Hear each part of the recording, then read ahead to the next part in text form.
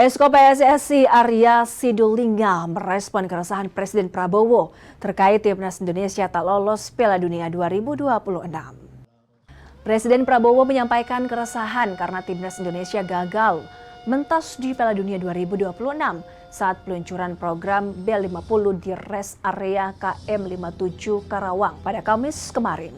Keresahan ini direspon Esko PSSI Arya Sidulinga. Arya bilang selain mengoptimalkan pemain, diaspora didukung beberapa pihak menjadi faktor utama. PSSI terus berupaya agar skuad Garuda bisa tampil di Piala Dunia 2030.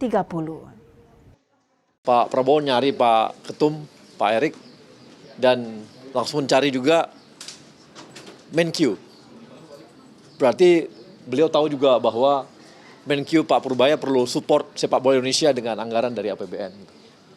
Ya kan, itu clear tuh, karena dia seperti itu. Jadi kita butuh dukungan juga support seperti itu dari Kemenkyu pendanaan. Dan Pak Prabowo jelas ya, dia kalau untuk hal lain naturalisasi dan sebagainya beliau sangat support, dan sekarang beliau lihat ini butuh pendanaan, dia juga support. Mudah-mudahan kita 2030 bisa ke sana gitu.